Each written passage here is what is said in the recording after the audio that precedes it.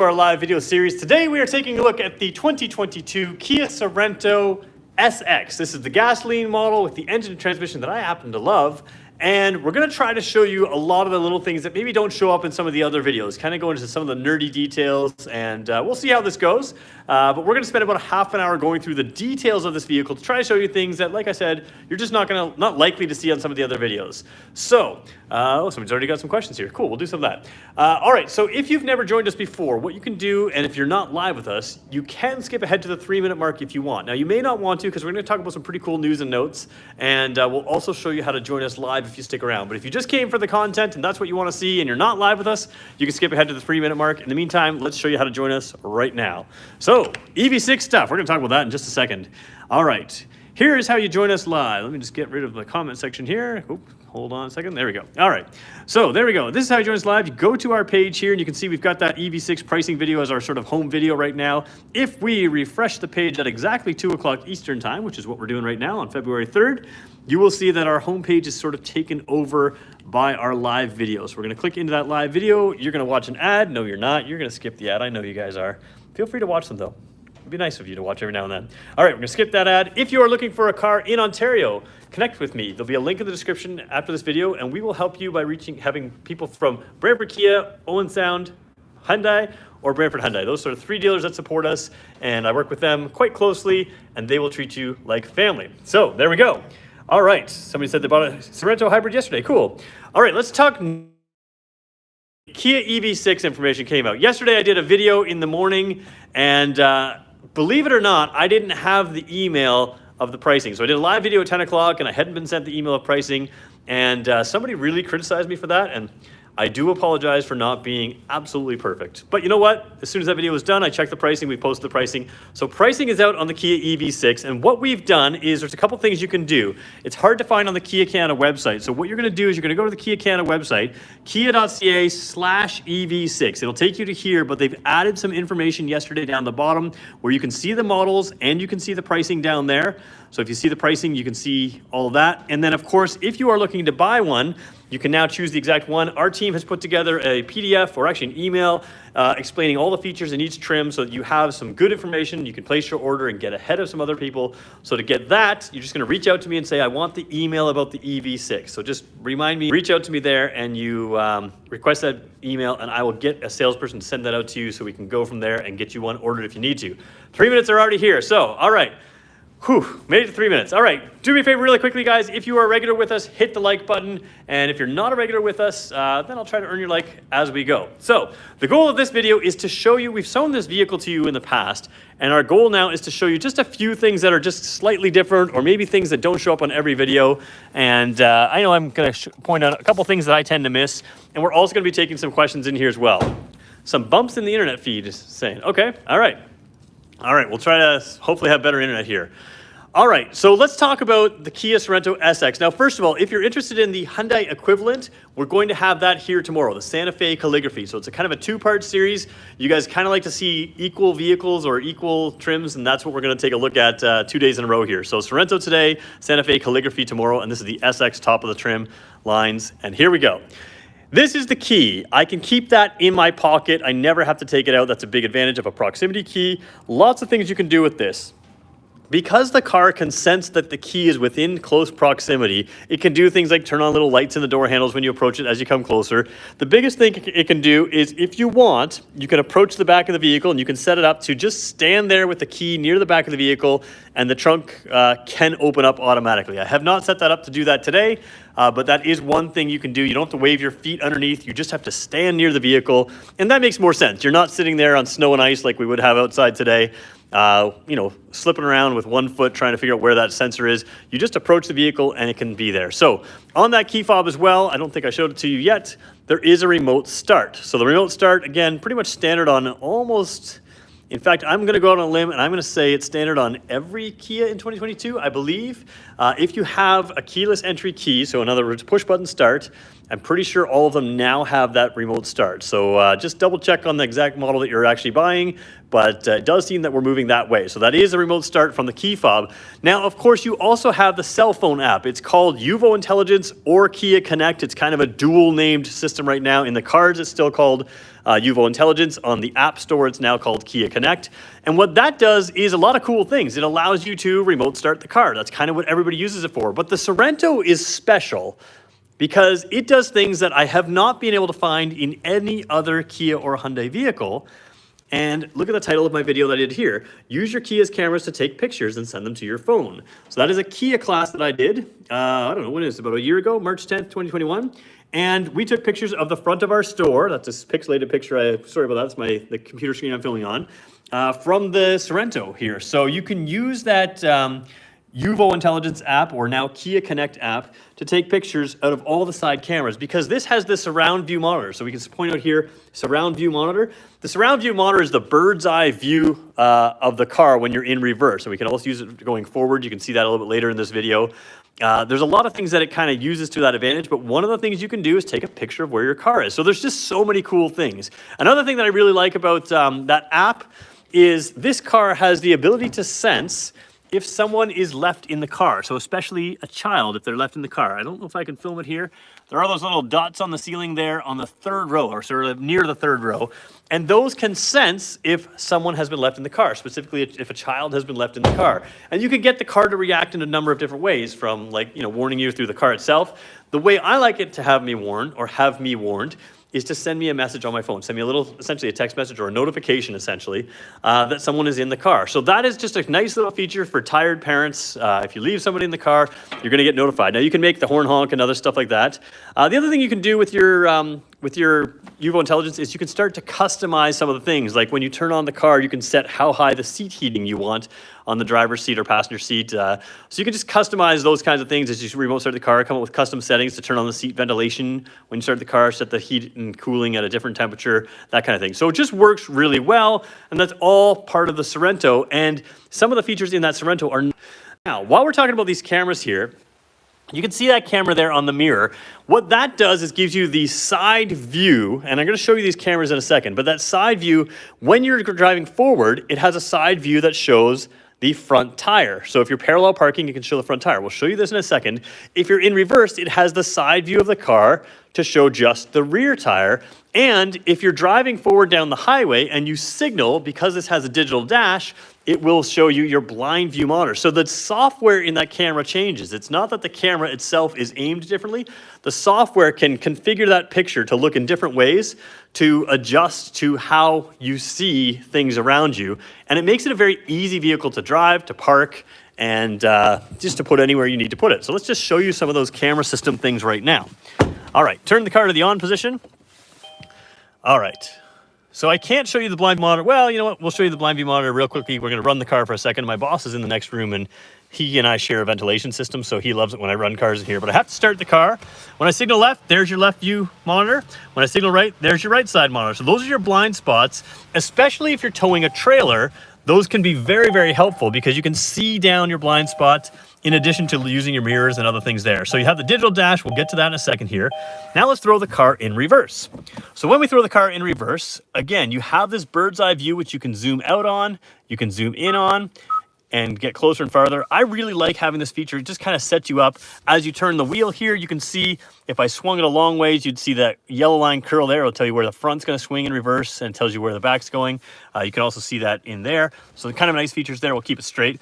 If I go right to drive, well, yeah, it does show it here. Sometimes it doesn't show it when the car's not on. So now you can see in front of us here, that's the front view camera, and there's that grate. Imagine that grate was a curb. There is no possible way you can see that grate except for down there. So this allows you to pull right up to things in front of you, just like there in the front 360 camera. And you can see right here, that's just the edge of your bumper right there. So you do get a sense of where you can park exactly. Now, remember when I said the car can look down the side of the car?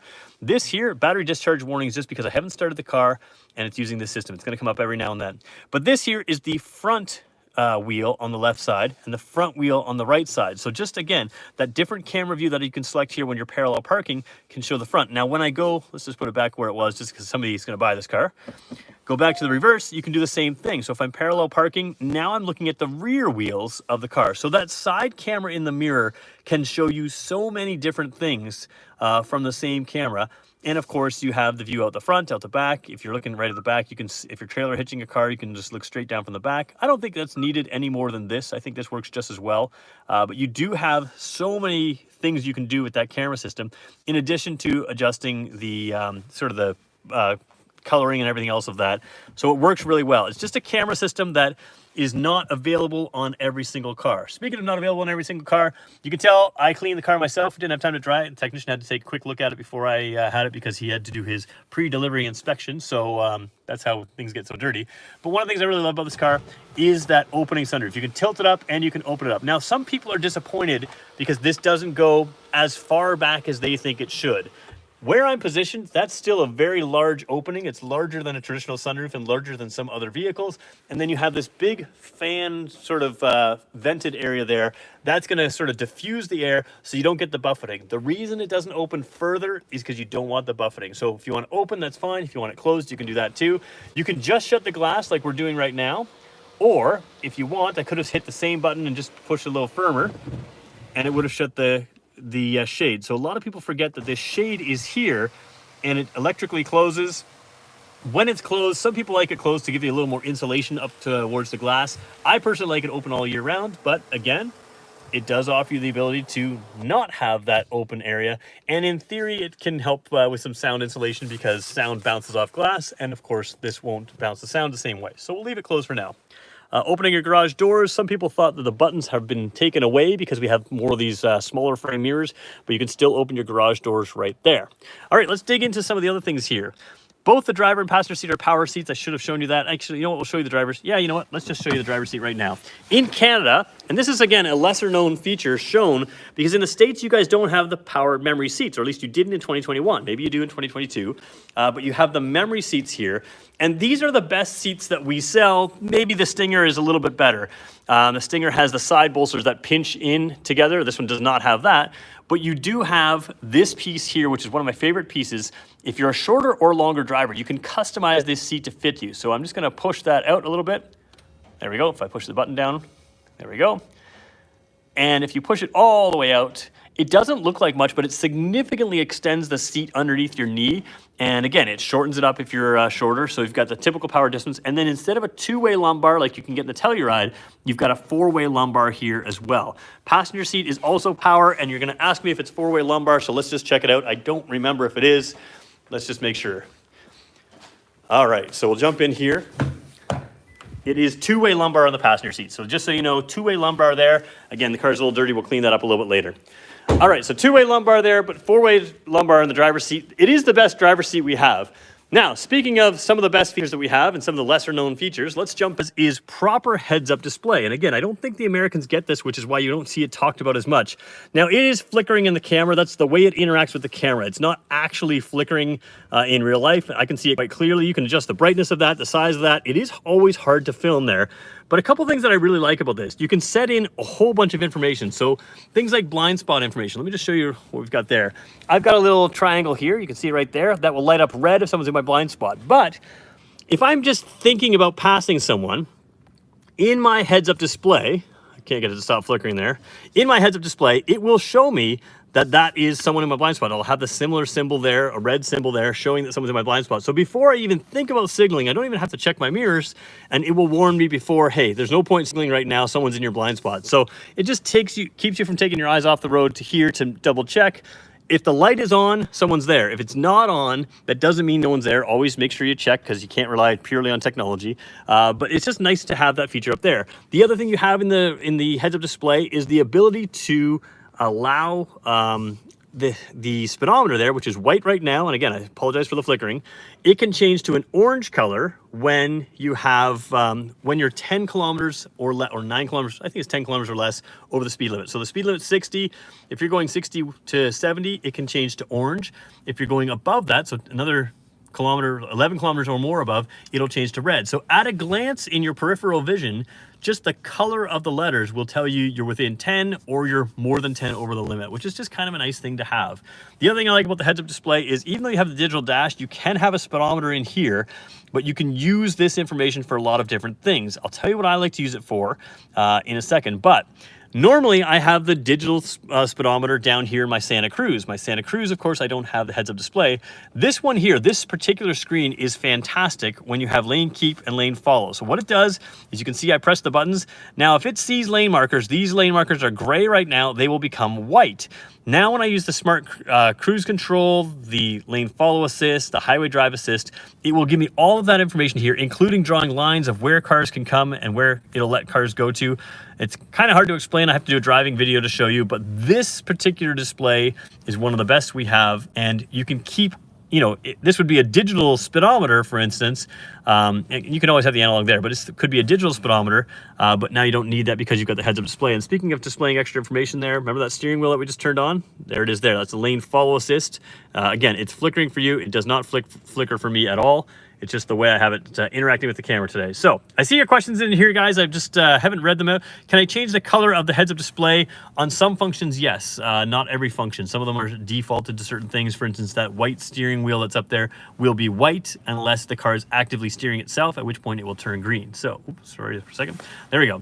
All right, so now let's just flip around and show you this screen over here. One of the things I really like about this guest mode, driver 1, driver 2, we're going to leave it on guest mode today, but you can see, and you can customize these names. So if you wanted to go Peter and Pat, let's say my boss and I are the two that are driving this car, we can customize those names.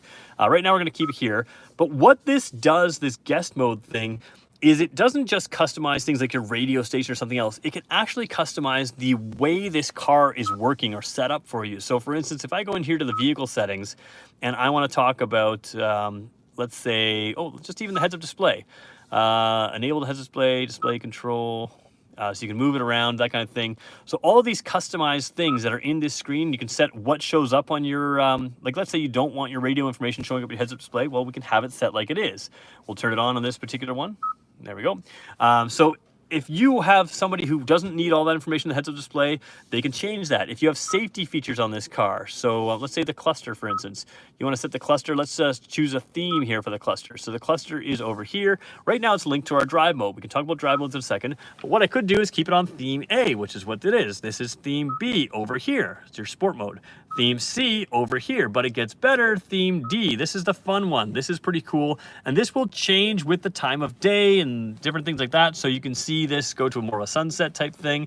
So you can really customize that. And if you have a person that just, you know, is traditional, wants the traditional gauges, or if you have someone who does this, switching this drive mode over here, the themes, anyways, the themes, not the drive mode, switching that can all be done by choosing that person. So we're choosing the, let me just go back here again, the guest mode or driver 1, driver 2. So there's so many things you can customize, and I kind of compare it to if you are sharing a cell phone with someone. If you're sharing a cell phone with someone, it just doesn't, it's not the same as if you had to set up for yourself. So there is that. All right, let's flip back around here and just show you really quick features here. Oops, flipping around again. There we go. Climate control here. You have dual zone climate control system, so I can set the 2 zones to different temperatures. And of course, there's still a rear air conditioner as well, which we can get to, has rear air conditioning control. So basic stuff down there. Everything down here, you've got a phone charger down here, which is a faster charger than it would have been in previous model cars. And it also is a ventilated system, so you can, as your phone is charging fast and it heats up, it's going to keep the phone nice and cool. USB, USB, and USB, and of course you can hide the whole phone if you want that, which is super nice in the summer with these leather seats. Going to turn it off by just holding it down. Sometimes people always have to go 1, 2, 3. If you want to turn them off, you can just hold it, and that will also turn them off as well. The transmission on this car, so this is a dual clutch, whoops, trying to get back to me here. Dual clutch, wet clutch transmission. It's an 8-speed transmission. And if you think dual clutch, wet clutch, things like Porsche uses that. So some high performance vehicles use that dual clutch, wet clutch, which means it's a fast shifting, accurate, and efficient way to change gears. I have it in my personal Hyundai Santa Cruz, which uses the same engine as this, makes 281 horsepower and 311 foot-pounds of torque with a fast shifting transmission. This car is a rocket. It is very quick and very fun. All right, we're already 20 minutes in. We got 87 people on. We got 52 likes. Let's just go for it. Let's go for 100 likes today. I'm going to go back and check your questions. So do me a favor. Just everybody's got to hit the like button now. If we all hit it together, we'll see a whole bunch of people join us. That's kind of the way the algorithm works, and it's kind of fun to do. So let's see if we can do that. 3, 2, 1. Hit it right now. All right, I'm going to go take your questions. I saw something about somebody asked about seating. We're going to go rear seats. I might even go third row seats. I don't think I'll do the trunk measurements today just because I think we're a little bit behind on time. But we'll see. If you guys want it, maybe we'll do that as well. All right, up to 69 likes. We got 31 to go. Let's see what we can do. All right, going over to your questions over here. Okay, trading your 2014 Sorento SX for a plug-in SX Prestige tomorrow. Thanks, y'all, for the information. This one comes with 1 and 2. Yeah, so in Canada, you'll have the 2 driver memory seats. I don't know if you have that in the States. There we go.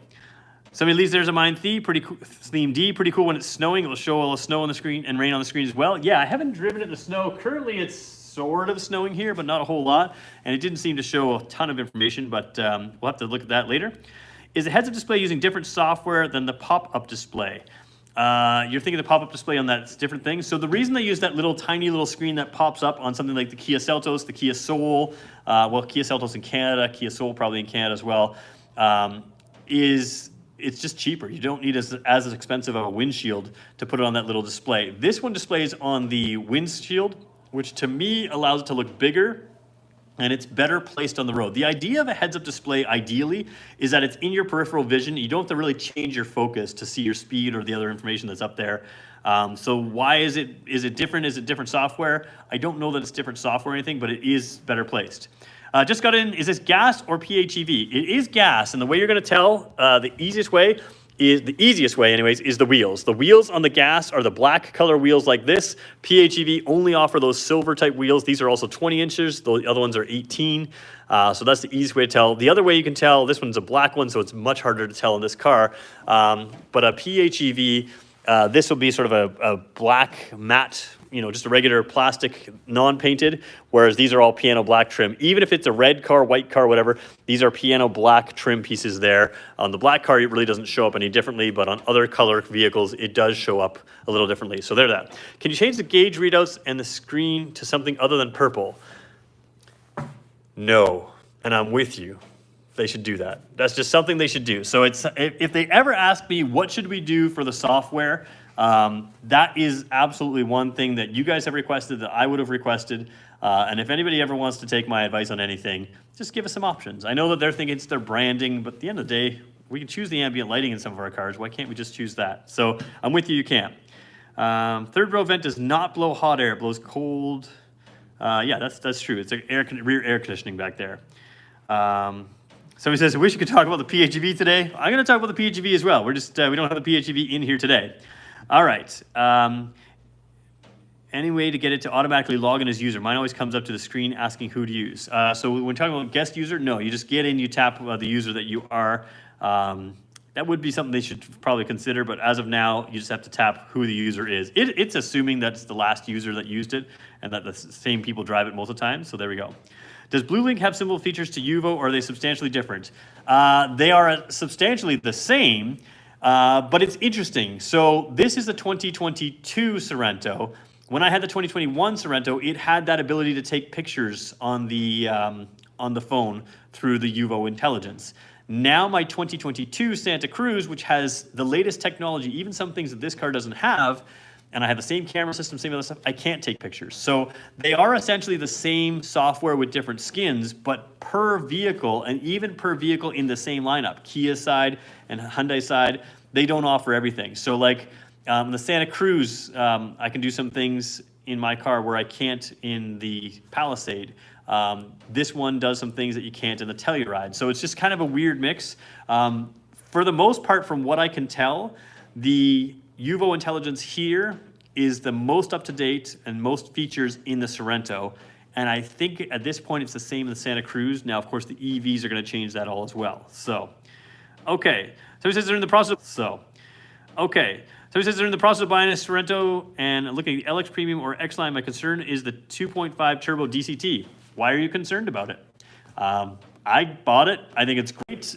In the Santa Cruz, it's rated to tow 5,000 pounds. And this vehicle is rated to tow 3,500 pounds. So I would not be concerned personally about this engine transmission. And I say that genuinely because I bought one. It's more fun to drive. If you don't need all the power, that's fine. But this one still has better highway fuel efficiency than the non-turbo version with the regular 8-speed transmission. On the cities, you will get better mileage on the non-turbo with the 8-speed traditional automatic. What does it mean by solar glass on the Sorento? Short answer, it has a little bit of a solar tint to keep some of those UV rays away from you. That's the short answer. All right, we're gonna go rear seat. I don't know if I'll go third row. Maybe I will, maybe I won't. We'll see. I wanna talk some lighting. You know, before we go to third row, let's look at lighting because I wanna show you, remember we're gonna show you things that not everybody's showing you on this vehicle. So let's just turn the vehicle to the on position. All right, headlights on, fog lights on.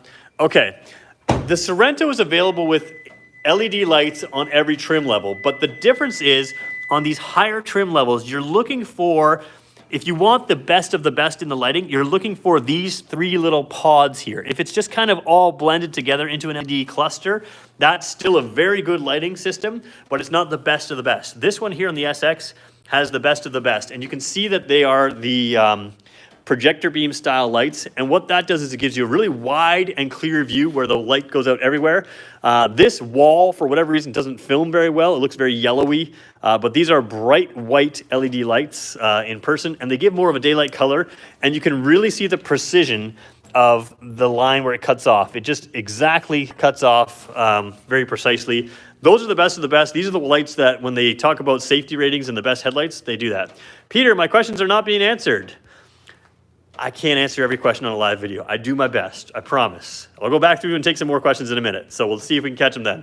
All right, coming through here, so that lighting is different. And again, just something to keep in mind. If you see your signal lights up here, then you will not have these, the top of the line lighting. This one here, this will turn into your signal there as daytime running light. This one also has fog lights down low, and you can see them right there. I'll try to get the light in line there. Oops, come on camera, there we go.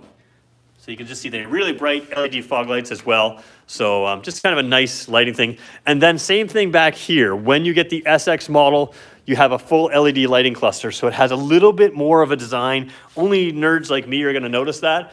But you will notice if let me see if I can lock it. I don't think I can because the vehicle's on. Yeah, so if I was to signal, these are actually much brighter in person. They look, on camera, they look like they have individual dots the whole way down. In person, I can't see that, so it's just the way the camera films. And then these are LED lights on the inside as well, which would be your signal lights.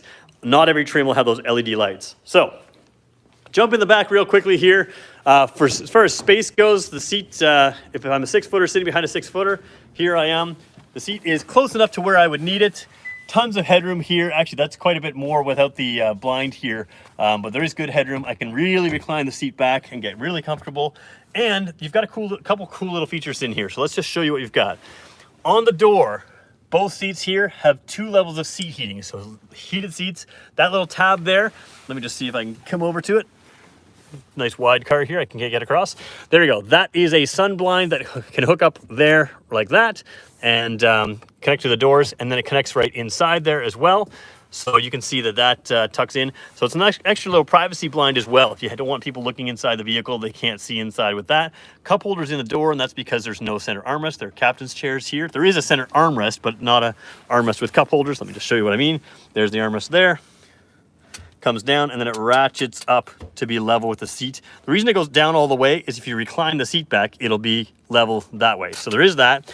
So we talked about that. This car has Bose audio. I don't think I mentioned that yet before. In the sides of these captain's chairs is a little pocket here, a little netted pocket. I don't know if you can see that. Whoa. Let's see if I can film this better here. There's a little netted pocket right there. That is a great place to hold your cell phone or something small. And then in front of you, you have 2 pockets. This dual pocket's a great idea. You've got a big pocket here that doesn't stretch a lot, and then you've got a big stretchy pocket down there as well. You have a USB port behind every seat. Every seat in the car has at least 1 dedicated USB port to themselves, sometimes more than 1 dedicated for that area. Vents down here, another USB port down there, a traditional plug right there by my toes, a 12-volt plug there, another USB port in the seats here, same pocket system on the driver's side, so it's not like it's passenger side only. And then, of course, same thing over here with those 2 levels of seat heating. So just so many rear seat functions in there. Just makes so much sense. So yeah, just a really good system there. Now the rear seats are up right now. How would I get to the rear seat? Well, I usually do this from the passenger side, but let's just do it from the driver's side here. This seat here, very simple. Pop that button, the whole seat goes forward. The reason I do it from the passenger side is I can create a little bit more space. Again, 6-footer sitting behind a 6-footer, it doesn't look like much, but you can create some more space. Either way, I'm gonna climb in back here. Third row seats in the Sorento. Let's just flip the camera around as soon as I get my hand onto there. All right, third row seat in the Sorento, not bad. I've got pretty good headroom here. And you know, if I put that seat back, if I put it all the way back, my knees are gonna be crunched up where this one is, right? I could sit behind this seat, this is the passenger seat here. But what you would wanna do is kind of split the difference. Remember I had tons of legroom up there, so you'd split the difference. And how long could I sit back here? Let's call it an hour. I could go back for an hour in this seat as an adult and be okay. Do I want to road trip in it all day? No, you're gonna buy a Kia Carnival if you're taking large adults in the third row for long trips. But as extra seats, you can do that. Remember we talked about back here? There's our rear air conditioning back there. There's cup holders back here, as well as other holders there. There's the the USB port there as well. And of course, these seats fold flat, and you have a large cargo area, which we're probably not gonna show you today because we've gone over time. So let's go take your questions now, because somebody was saying I never answer their questions. So they're gonna be given an opportunity to ask a question, and I'll do my best to answer it. So let's do that right now. And do me a favor, guys, we're about 14 likes away from 100 likes. We got 121 people on. We can get there. We can get there. So let's see if we can get there today while we're still live. And I'll flip the camera around here. All right, to the person that says I don't pay attention to their thing. Oh, there you are. So why doesn't your gauge cluster change based on weather day and night? What can be the reason? I'm not sure. Possibly it's not in, so sometimes when this car uses weather data, it's probably from the HD radio weather data. So if you're not seeing it change in your cluster, on the what's it called, option D for the cluster, if you're not seeing it change, it's probably just not picking up the weather data, which is through your HD radio data. So you could find out by going to your HD radio data, looking at the satellite weather or the other weather, and seeing if it's picking up the weather. If it's not picking up the weather, it won't change for the weather. So that's probably one reason it's not doing it. Somebody says, hello from Winnipeg, awesome channel. Peter, great job. Thank you from Winnipeg. Did lease rate and finance rate just get increased? You know what? Lease rates and finance rates are things that I spend no time learning. We have a sales team that works with me. I let them focus on that kind of stuff, so they'll be able to tell you what's going on with that. How much space in between the two captain chairs in the second row? Anything to compare to?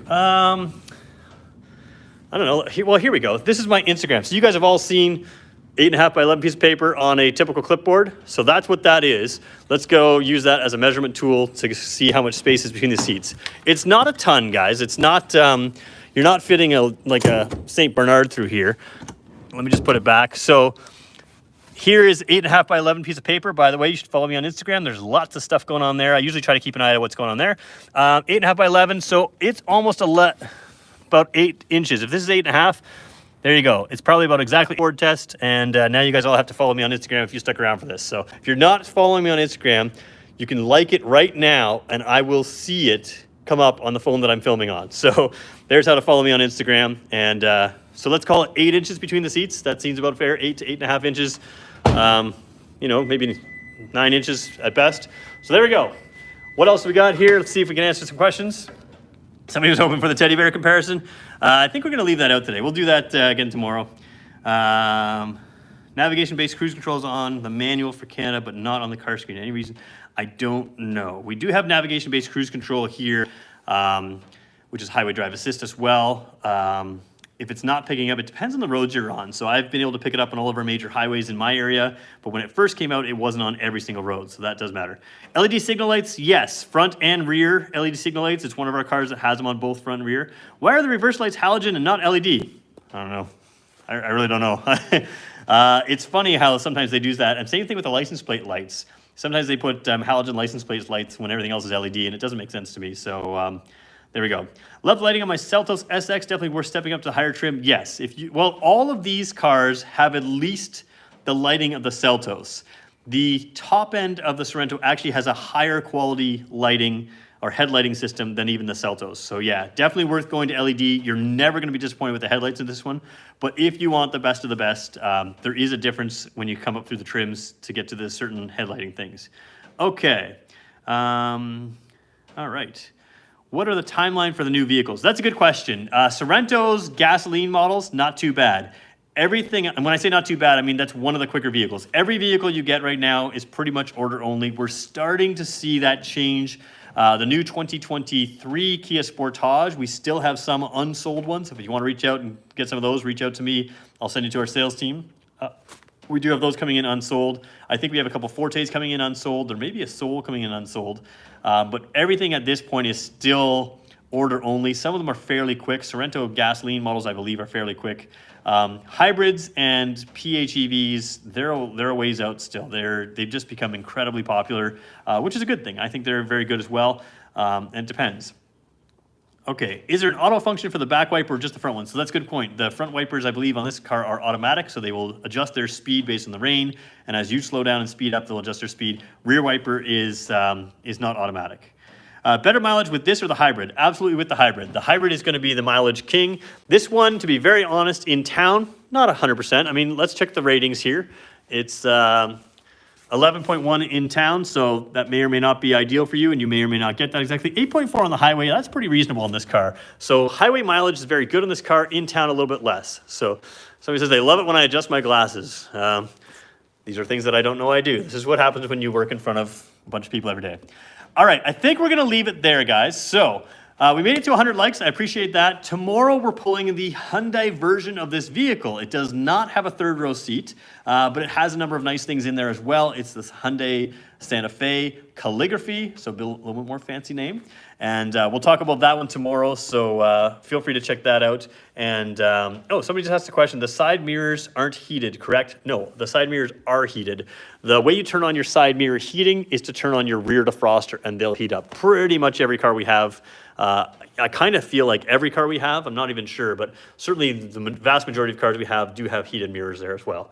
So hopefully this was helpful, guys. Hopefully you kind of learned something about videos that other videos don't show. If you haven't subscribed and you've made it this far, please subscribe. Just going to say, just click that button, see how it goes. Maybe we'll have some fun together. All right, thanks, guys. It's been fun, and have a great weekend. We'll see you again on the next one tomorrow.